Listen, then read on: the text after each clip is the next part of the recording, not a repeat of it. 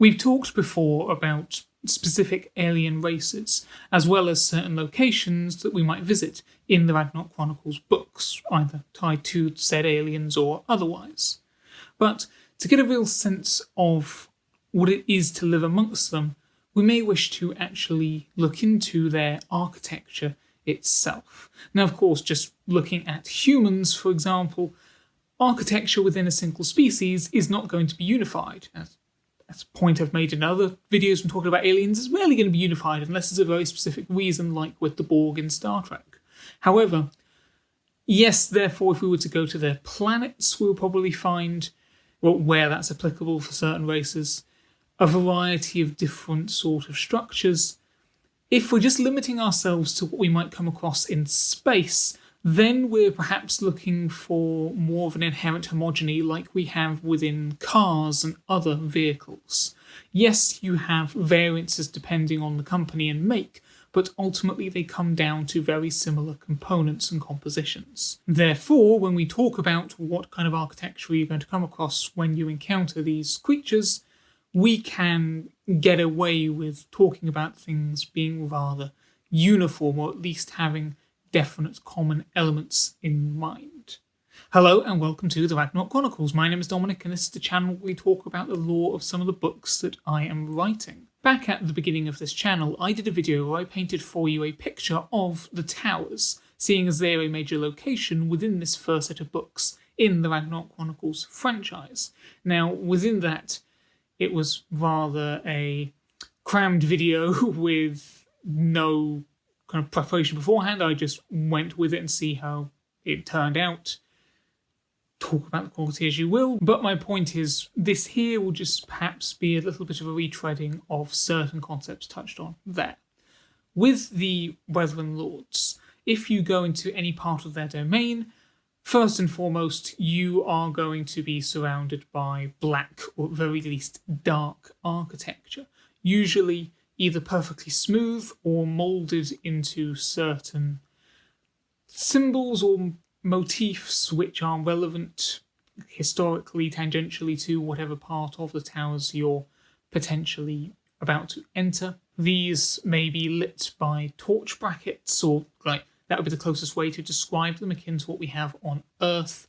And you have your kind of smaller secondary passages for the workforces, the Braknaghs, which weave and wind all throughout in turn. Whilst in some cases you may have doors, again as we would expect, other surfaces perhaps for more secret entrances or more higher priority in general, they would regularly appear as those perfectly smooth surfaces. However, when a person approaches them, it will melt away to reveal a way forwards. There will often be nooks and crannies in which you may in turn find alcoves with computer terminals if you need to access something or other, work meeting spaces.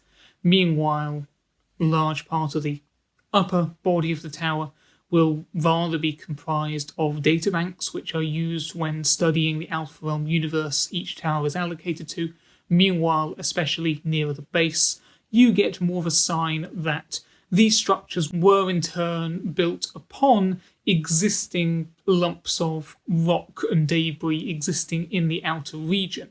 So in the cavern, essentially, where the beam of data that needs to be sent to or from the Alpha Realm would be fired through, that is more like a fiery cavern. If you would want to find out more about that, then I would suggest specifically reading Gift of the Mansin, the first of the set of books as well, so which is a starting place anyway, but especially you'll get stuff from the towers. But then, of course, I'll take the opportunity to say Tower of the Storm coming out, if you're watching this when this is meant to go up, this Saturday, the 29th, or if it's after the fact, you can find it now, link in description below, which wraps up the series with Arc of Angels and Celestial Coup in between. Why not do this promotion in the middle of the video instead of the beginning or end?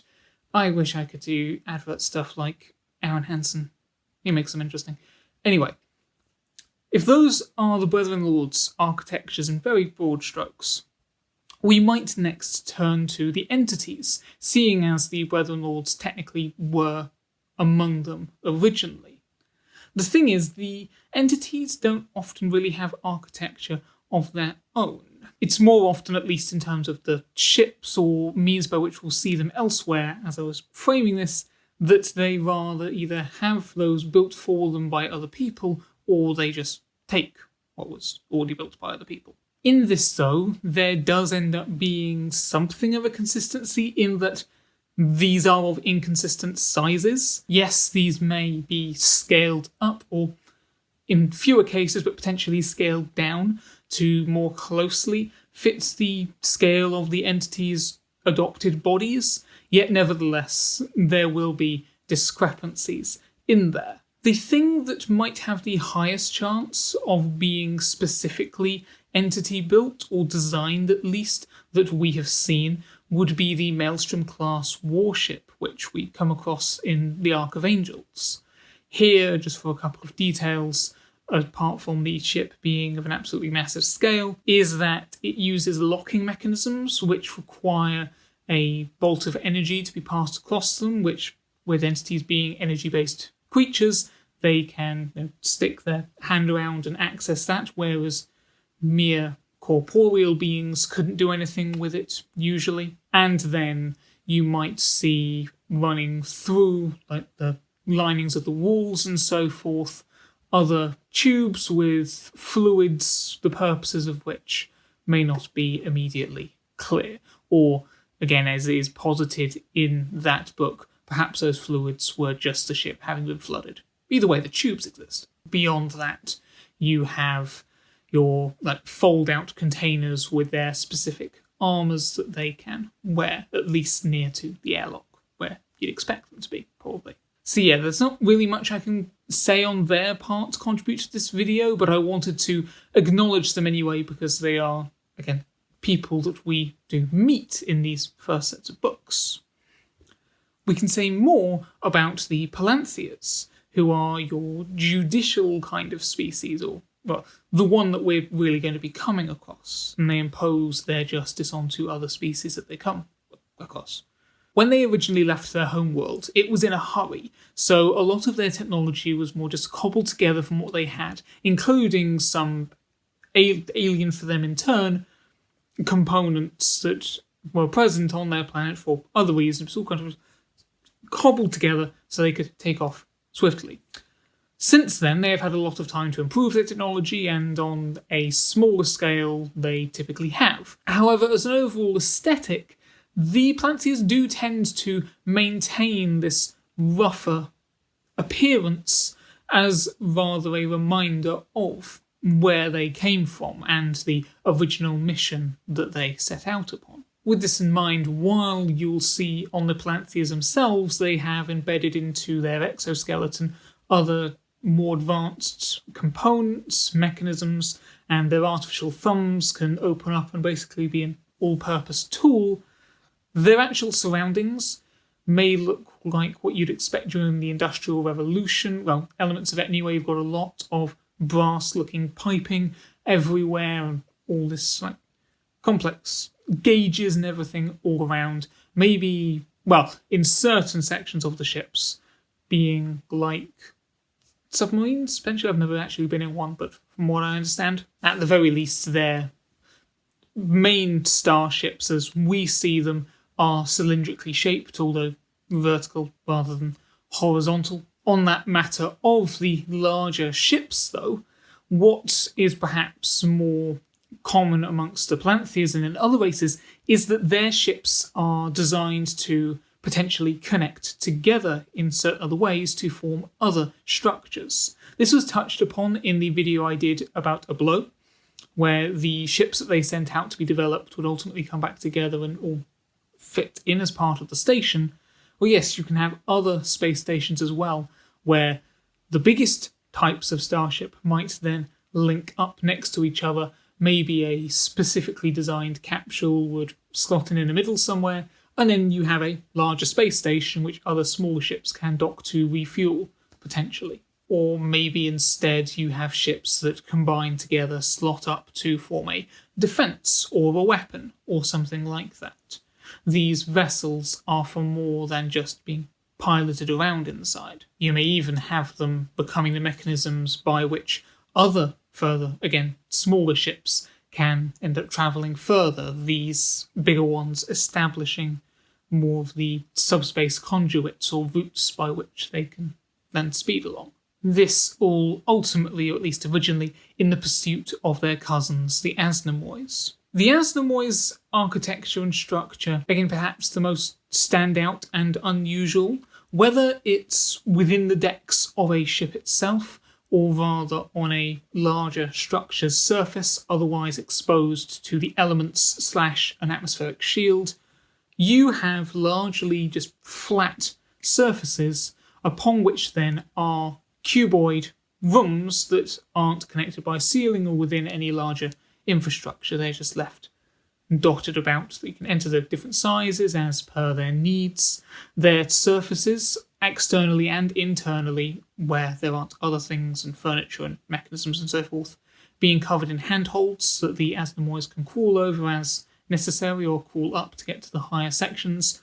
They will still have things like steps, ladders, and in certain cases hover platforms, personal ones, to get higher up as well, but they can climb first and foremost. This then primarily is encased or coated or largely made out of a mineral known as hierarchanite, which also goes into making the means by which they would traverse, in the case of a ship, the different decks. So you've got these different flat layers, each with their cuboid isolated rooms inside, and then you have basically fireman poles, although they're rough and made out of that same mineral going between them, and if usually the Asnemois could just climb up and down, but they do also have specialised hook devices they can put around their hands for extra grip if needed, or rather if they need to go down a long way, these in a switched mode can allow them to just slide down easily and then catch themselves. Either way, that's how you're getting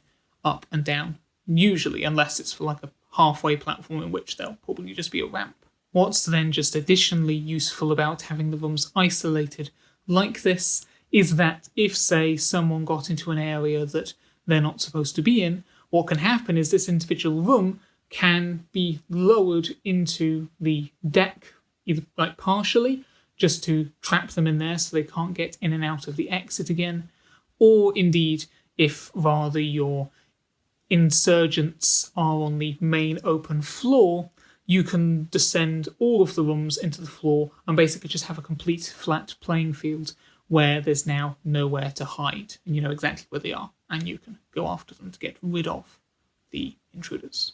With that, I'm probably actually going to end the video there. I could talk about what we have with other species, but because those are the 4 that we're really seeing the architecture of in these first set of 4 books, 4 for 4, yeah, let's keep it to that, just as with the other reminder of the last 4th book coming out Saturday. Again, as I tried to convey at the beginning, the purpose of this was more just to, if we are wanting to think about any of these particular races, it can help to think about their setting as well. So just, again, this was kind of base level. In each area of the ships, or each different classes of ships and so forth, we are going to have other unique elements that are more befitting of that sort of particular thing. But as a broad strokes, these are the common elements that we might find among them. So if you're thinking about them, this is a sort of environmental factors you could expect to paint around them in turn. Hopefully you found that interesting. If you did, you can let me know down below if you are so inclined. Otherwise, there's all the other usual stuff you can do with YouTube videos, and main thing is, we'll just say another time, remember, we do have the live stream on Saturday. If you're watching this when this video comes up, be sure to check that out, join in with us to mark the release of the end of this first set of books. Whatever you do, regardless though, there'll be more videos on this channel for you if you want to have a listen to them as well. And beyond that in turn, just remember to, as ever, keep on telling stories.